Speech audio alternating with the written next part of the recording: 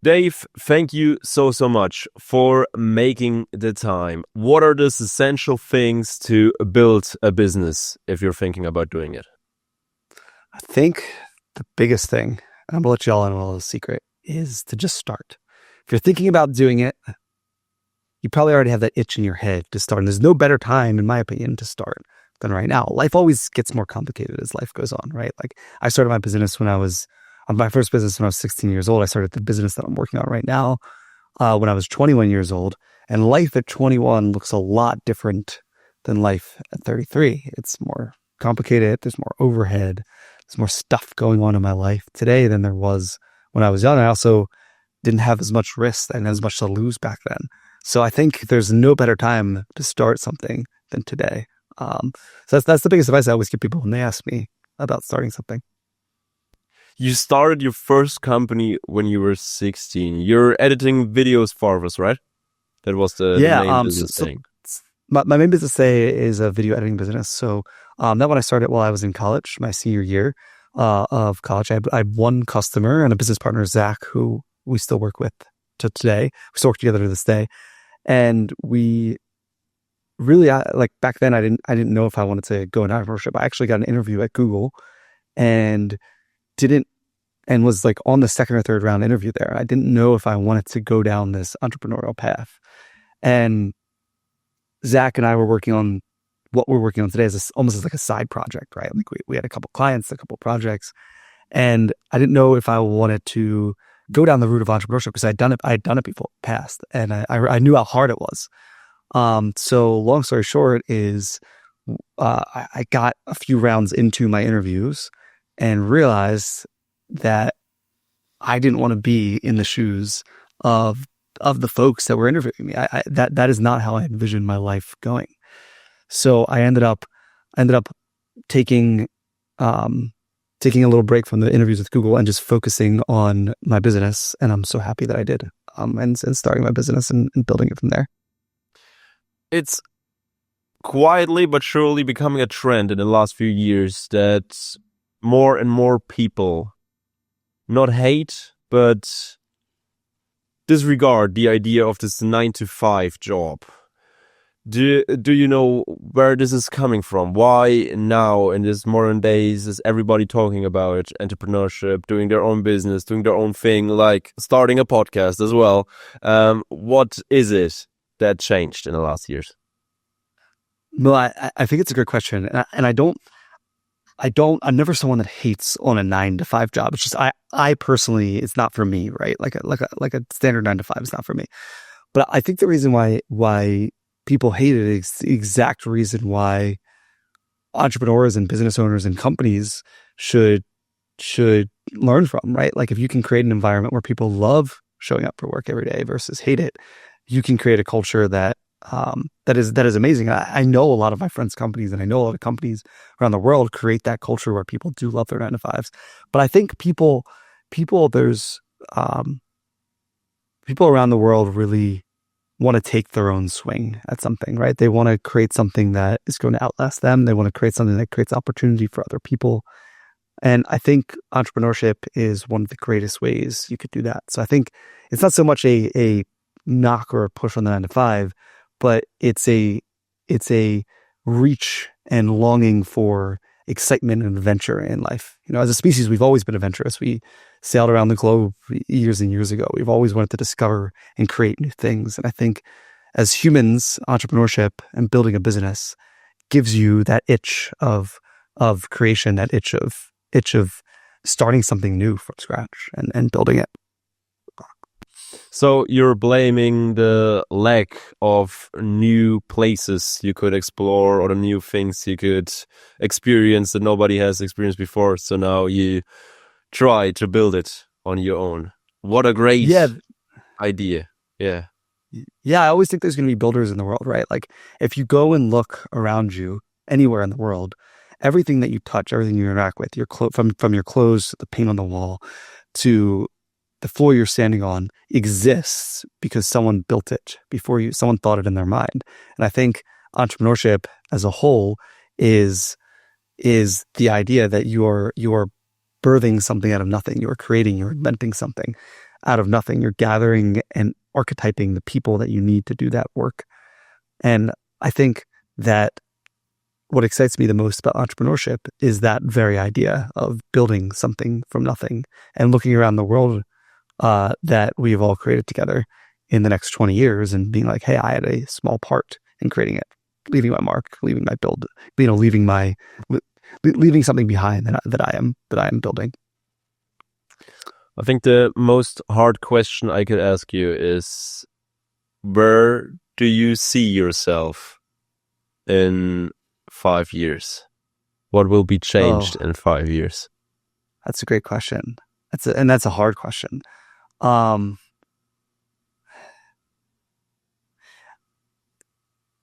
So my goal in myself is a little bit different and detached from my business, right? So while my business consumes a large part of my life, it is not my whole life, right? So I am building a life with my wonderful fiance, and we are building a life together that exists outside of my work, outside of her work. So I think that is important. So I see hopefully kids in the future, getting married, all that good stuff happening in the future. As far as business goes, that's a totally separate entity, right? Like it's I think too much entrepreneurs like relate their entire personality to their business, right? Which is cool. It's a cool part of my life. It's something I spend a lot of time thinking about, a lot of my soul pouring into it, but I don't consider it my whole part of my life. So in 5 years of my business, I see us growing quite a bit. I see us embracing new technology like AI.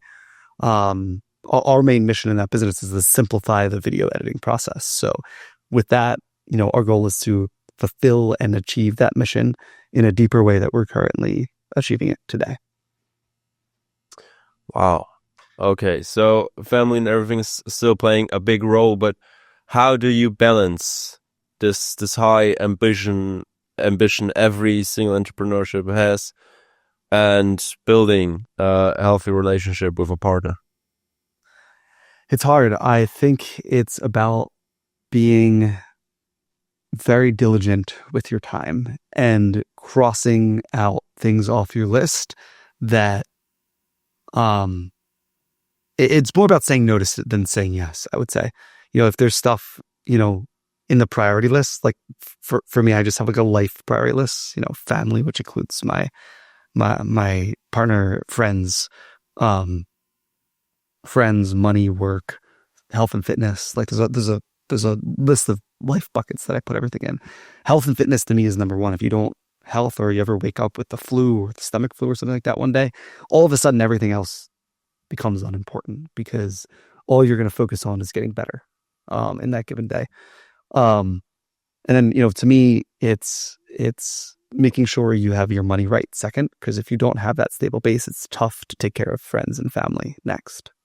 And then I think from there it becomes, how do you create some freedom in your life from there? So to me, it's just about priorities, and then auditing my calendar, once a quarter, every couple months, taking a look at it and seeing where I'm voting with my time. Because at the end of the day, I've cut out things that I don't think serve me, like going to the bar. I just don't do it, right? Like, drinking, I just don't do it. Like, it just doesn't serve me. And to me, it's a time suck, and it subtracts from my life. So I do more subtraction than addition, and that allows me to have space for, the things that I care most about in life. Wow. Okay, so you just said that you look at your calendar annually or repeatedly at certain times. So what role would you give to habits? How much of your success at the moment is partly because of your habits that you have established? I would say most of it, honestly. I'm like a very, very structured person in the way I spend my time. Everything is scheduled, almost minute by minute. And, I was having a conversation with a friend the other day, and we were talking about, like, I can't understand how someone could possibly be late to things. Like, if I know that I have to be somewhere, a week in advance, I can make my schedule happen in the way that I need it to, in order to show up at the exact moment that I need to show up for something. So to me, it doesn't compute. Like, as someone who's extraordinarily busy, takes 10 to 15 meetings a day sometimes, like, I don't compute how people are late to things. So to me, at the end of the day, how do habits bake into that is, it's a structure, it's a structured, disciplined part of my day. It's a structured, disciplined part of my life, where I make sure I exercise every day. I make sure I create content every day. I make sure I'm doing something to move the business along. I'm making sure I'm doing something with my partner every day. Something to just make sure my life falls into the place that I need to. And all of that is baked out in a schedule and organized in a way that, keeps my goals running. This moment that you just described, this moment of when everything falls in place where you want it to be, when do you reach there? When do you know, okay, now everything is where it should be? Because at the end of the day, you will reach a new level, and then you will have new ambitions for the next level. Isn't it like that? Yeah, 100%. Like for example, right now in my business, sales used to be the number one thing that I would focus on every single day. How can I drive more revenue for the business? But we've gotten so many clients and so many customers that it's not as valuable for me to spend time selling anymore. So we hired someone to take over all that in my calendar. So really, it's about, what am I doing to hire and replace things on my entrepreneurial calendar to free up space for me to focus on things that are a higher leverage point on my time. Like, for example, marketing, in my opinion, is a higher leverage point than sales, and leadership is a higher leverage point than marketing and sales combined, right? Like, if you could be a good sales leader, you can lead an army of salespeople. So, it's really about focusing on those right things at the right time in the business and replacing them off of the calendar. Another example is, like, we sat down and we were like, looking, how can we save time? Because we're spending a lot of time, like, doing the dishes and cleaning in the house, like, having someone just come in and take care of that, and offering an opportunity to someone else in the world that, like, is super organized, and, like, that scratches an itch for them to come in and clean the house. That to me is a way to give opportunity, but also a way to take something off my plate that is not giving me value in the long run. So I don't know who said it, but there is this quote that entrepreneurship is pretty much having the idea and doing what you love, and everything you don't know to do, you hire someone to do it for you. And if you have the right people, you will be successful. And if you don't, you won't. It's really coming on your hiring skills at the end of the day. I think it's hiring and delegation, but it's also, a lot of that comes from yourself, right? The first time I delegated something, I was unwilling to let go of the specific tasks, and all I did was just micromanage the person I was delegating to. Right now, we're a 45-person company. I am one of 45 people in the company, right? 45. So if you do the math, right, 40 people, let's say they work 40 hours a week, right? That's 1,600 hours of productivity that happens inside my business every single day, every single week. I cannot possibly, no matter how hard I hustle and work, I cannot outwork the 44 people that work inside my company.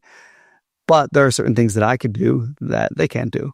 And I think that's where entrepreneurs sometimes shoot themselves in the foot, is they are working and thinking about things that are making them $10 or $15 or $20 when they should be working on things that are making them $500, $1,000, $2,000 an hour.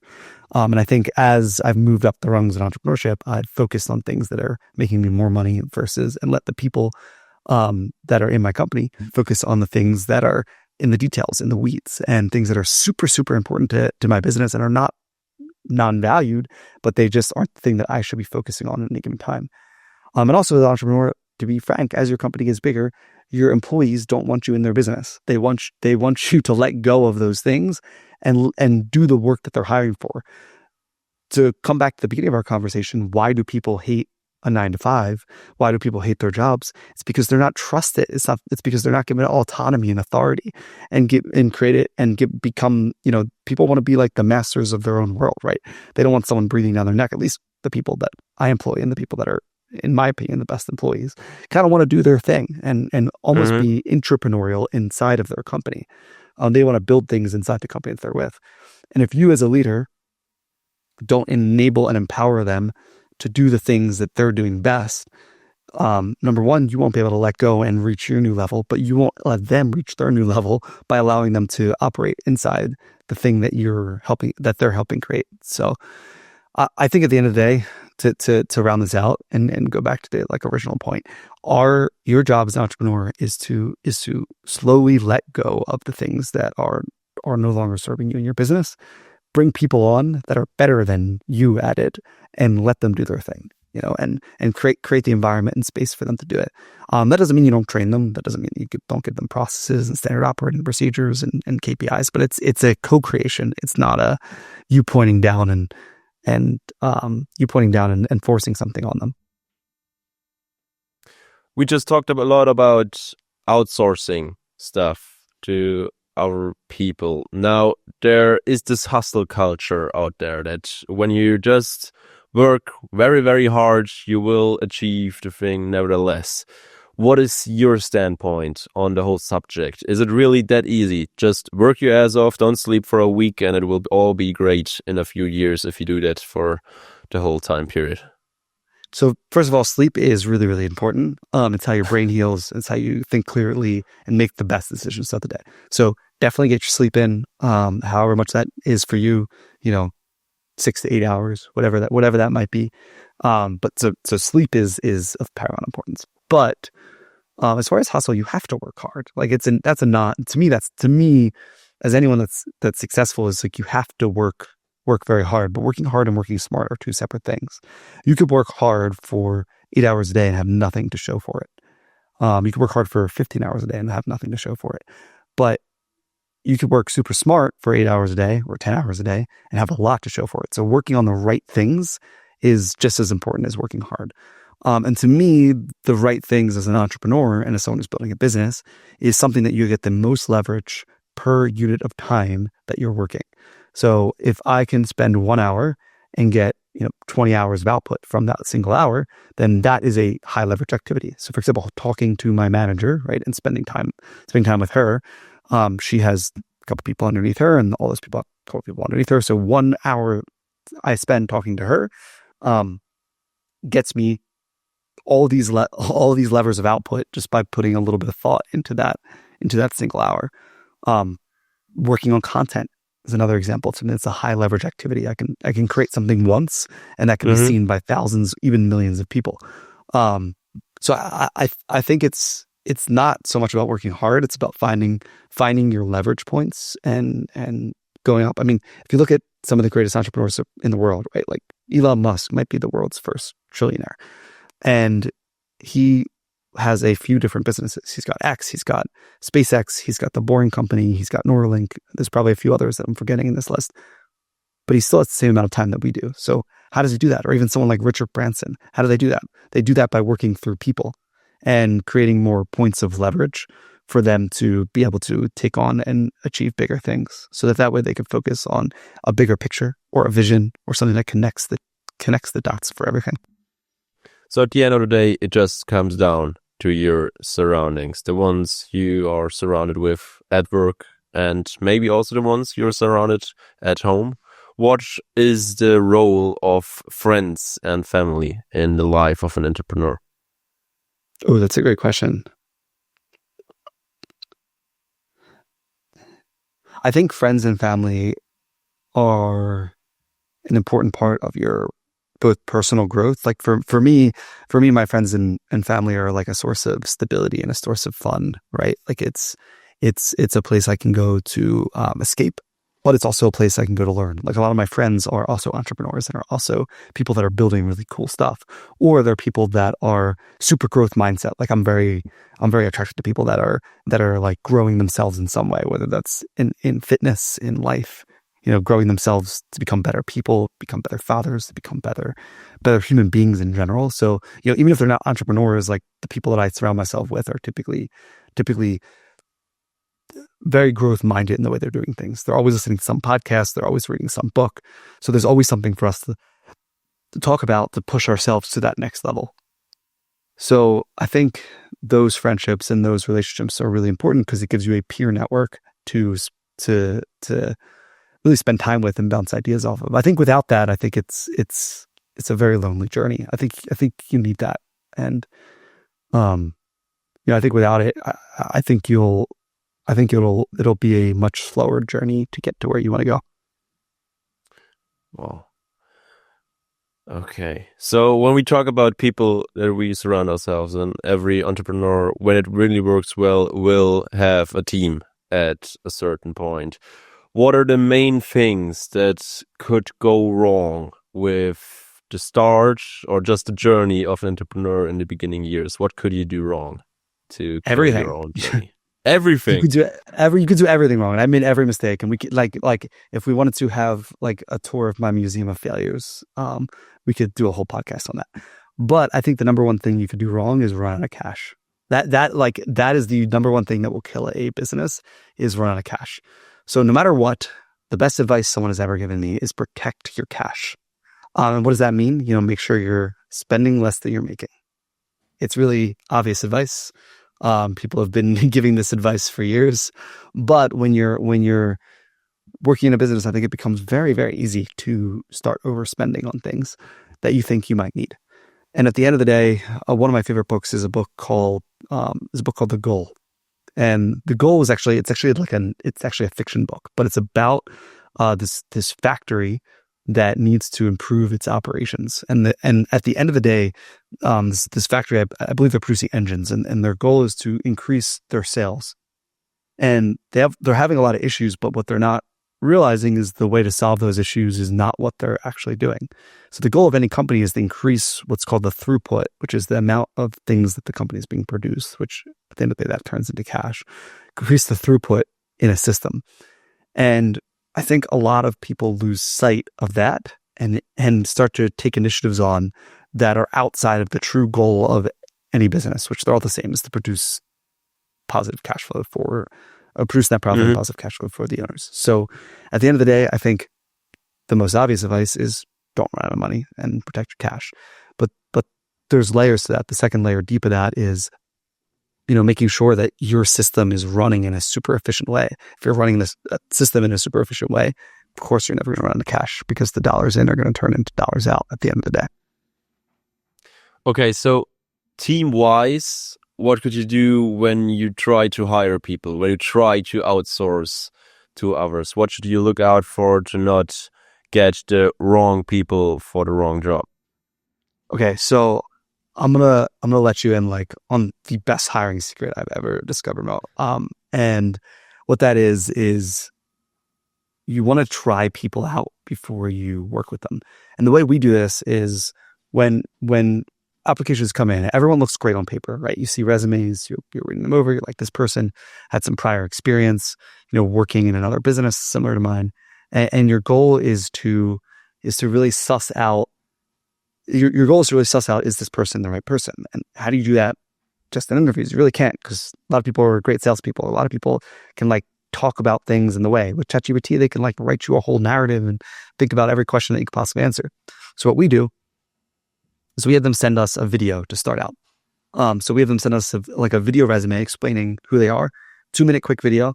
And in that 2-minute video, we learn 2 things. Number one, half the people won't send you a video. So you learn that they're not committed to the role that they're seeking. Second, you learn, can people show up well on camera? Like, we're a virtual company. Can people present themselves well? Are people going to put real effort into the thing that they're doing? And by real effort, we mean just get on there and tell us a little bit about yourself. Only takes 2-3 minutes to make. And we've gotten some really amazing videos for that. The second thing is we give people a test project and we pay them for it. So whatever the role is and whatever the job description is, we extract that and we figure out what does a day-to-day look like in that role. So for example, in our business, we have video editors. They edit videos. What do we have them do as their test project? We have them edit a video. For a salesperson, we have them sell videos. What do we have them do in their test project? We have them go through a bunch of sales scenarios and tell us how they would overcome objections, how they would sell. So we give them this paid text project. So no matter what, they do a little bit of work. We give them a little bit of money, very fair trade. And from that, we're able to take all of that and determine, get a package of the individual person that we're working with. So ideally, if you do those 2 things, you will screen out all of the bad people on the list, and the cream will naturally rise to the top. You'll see very quickly who is the best worker. And I think the worst hires that I've made personally have been people that I haven't tested out before I've worked with them. I've just trusted the interviews. I've just trusted the resumes. I've just trusted someone's recommendation. And you really just have to, you could trust people, it's fine, but you have to verify that they can do the work that you're having them do as well. Okay, so my last question would be, when this whole surrounding is so important. The workplace is the place that most people are the longest time at. Some people see the workplace more times, their work colleagues more times than their family. How can you build a good surrounding, a good workplace for the new people that are coming with you on your entrepreneurial journey? I think it's making sure that people are bought into a centralized vision.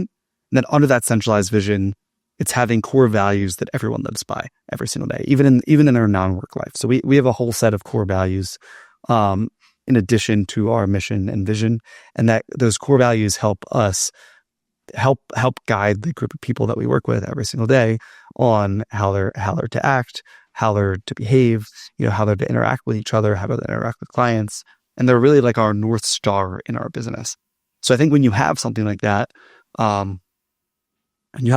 it really rallies people around something more than the actual business, more than the actual thing that you're doing.